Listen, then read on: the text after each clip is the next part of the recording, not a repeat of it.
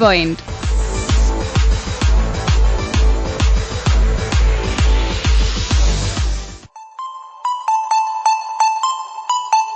Cricket പൊതുവെ നടക്കാറുള്ളത് 4 തരത്തിലാണ്.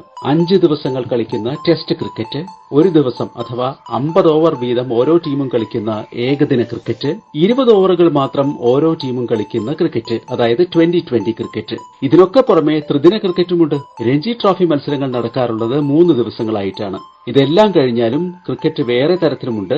വല്ലപ്പോഴുമൊക്കെ 4 ദിവസം നീണ്ടു നിൽക്കുന്ന ക്രിക്കറ്റും 2 ദിവസം നീണ്ടു നിൽക്കുന്ന ക്രിക്കറ്റുമൊക്കെയുണ്ട്. പക്ഷെ അവ വിരളമാണ്. എന്നാൽ ക്രിക്കറ്റിന് ഇതിലും വിചിത്രമായ രൂപങ്ങളുണ്ട്. അതിലൊന്നാണ് 5 ഓവർ മാത്രമുള്ള ക്രിക്കറ്റ്. ഹോങ്കോങ്ങിൽ അത്തരമൊരു ക്രിക്കറ്റ് ടൂർണമെന്റ് ഉണ്ടെന്ന് ഈയിടെ നാം അറിഞ്ഞു. ഇത് അന്താരാഷ്ട്ര ക്രിക്കറ്റ് സംഘടനയുടെ ICC എന്ന സംഘടനയുണ്ടല്ലോ, അതിന്റെ അംഗീകാരത്തോടെ നടത്തുന്ന ടൂർണമെന്റാണ്. വേണമെങ്കിൽ നമുക്ക് പറയാം സെവൻസ് ഫുട്ബോൾ പോലെ എന്ന്. പക്ഷെ ഒരു കാര്യമുണ്ട്, സെവൻസ് ഫുട്ബോളിന് ലോക ഫുട്ബോൾ സംഘടനയായ ഫിഫയുടെ അംഗീകാരമില്ല. 5 ഓവർ മാത്രമേയുള്ളൂ എന്നത് മാത്രമല്ല ഈ ടൂർണമെന്റിന്റെ പ്രത്യേകത.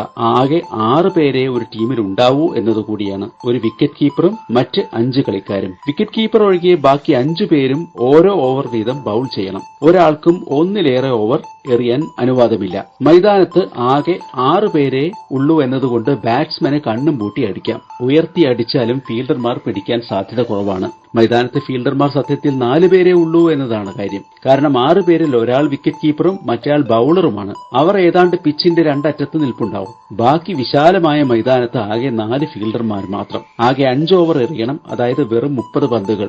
സിക്സറും ബൌണ്ടറിയും അടിച്ചു കൂട്ടാം ബാറ്റ്സ്മാൻമാർക്ക്. 2017 നടന്ന ടൂർണമെന്റിന്റെ ഫൈനലിൽ എത്തിയത് പാകിസ്ഥാനും സൌത്ത് ആഫ്രിക്കയുമായിരുന്നു. സൌത്ത് ആഫ്രിക്കൻ ബൌളിംഗിലെ ഓരോ പന്തും അടിച്ചു തകർത്ത പാകിസ്ഥാൻ 29 പന്തിൽ നിന്ന് 123 റൺസ് എടുത്ത് എല്ലാവരും പുറത്തായി. അതായത് 6 വിക്കറ്റിന് 123 എന്ന് പറയാം. സുഹൈൽ ഖാൻ 14 പന്തിൽ നിന്ന് 46 റൺസ് എടുത്തു. ഹമ്മദ് ആസം 12 പന്തിൽ നിന്ന് 41 റൺസും. തുടർന്ന് സൌത്ത് ആഫ്രിക്കയുടെ ഊഴം. അവർ 30 പന്തിൽ 124 റൺസ് എടുത്ത് പാകിസ്ഥാനെ തോൽപ്പിച്ചു.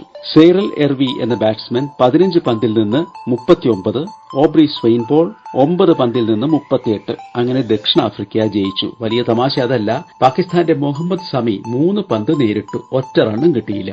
അതുപോലെ ദക്ഷിണാഫ്രിക്കയുടെ കോൺട്രായ്ക്കും 3 പന്തിൽ നിന്ന് 0. ഇപ്പോൾ അധികം പരീക്ഷിക്കപ്പെടാത്ത മറ്റൊരു ക്രിക്കറ്റിന്റെ രൂപമാണ് പറയാൻ പോകുന്നത്. അതിന് സൂപ്പർ മാക്സ് ക്രിക്കറ്റ് എന്നാണ് പേര്. ഓരോ ടീമിനും 2 ഇന്നിംഗ്സ് കളിക്കാം. ഓരോ ഇന്നിംഗ്സിലും 10 ഓവർ വീതം. യഥാർത്ഥ വ്യത്യാസം ഇതല്ല. പിച്ചിന്റെ മുന്നിലും പിന്നിലും, അതായത് മൈതാനത്തിന്റെ ബൌണ്ടറി ലൈനിനോട് അടുത്ത് 2 മാക്സ് സോണുകളുണ്ട്. ഇവിടേക്ക് പന്ത് അടിച്ച് ബൌണ്ടറി കടന്നാൽ 4 അല്ല 8 റൺസ് കിട്ടും. സിക്സർ ആണെങ്കിൽ 6 അല്ല 12 റൺസ് കിട്ടും. ഒറ്റ റണ്ണേ ഓടിയുള്ളൂവെങ്കിൽ 1 റണ്ണല്ല 2 റൺ കിട്ടും. പന്ത് വൈഡായാൽ സാധാരണ ക്രിക്കറ്റിൽ 1 റൺ സൗജന്യമായി ബാറ്റിംഗ് ടീമിന് കിട്ടും. എന്നാൽ സൂപ്പർ മാക്സ് ക്രിക്കറ്റിൽ 2 റൺസ് കിട്ടും. ഇങ്ങനെ നിരവധി വ്യത്യാസങ്ങൾ ഉണ്ടാക്കിയത് എന്തിനാണെന്നോ, ഇതുവഴി ബാറ്റിംഗ് ടീമിനാണ് കൂടുതൽ ഗുണം കിട്ടുക. അതായത് 2 ടീമിന് സാധാരണത്തേതിനേക്കാൾ ഉയർന്ന സ്കോറും കിട്ടും. പൊതുവെ കാണികൾക്ക് കൂടുതൽ ഇഷ്ടം വിക്കറ്റ് വീഴുന്നത് കാണാനല്ല, ബാറ്റ്സ്മാൻമാർ തകർത്തടിക്കുന്നത് കാണാനാണ്. ചുരുക്കത്തിൽ ഇത്തരം മാറ്റങ്ങളൊക്കെ ക്രിക്കറ്റിനെ കൂടുതൽ ഭംഗിയായി വിൽക്കാനാണ്, അല്ലാതെ കളി മെച്ചപ്പെടുത്താനല്ല. മികച്ച ബൌളിംഗ്, പ്രതിരോധാത്മക ബാറ്റിംഗ് എന്നിവയൊന്നും ആസ്വദിക്കാനറിയാത്ത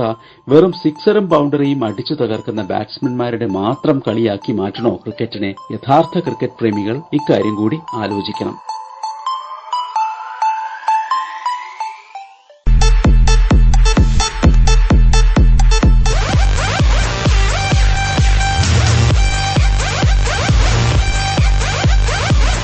Point.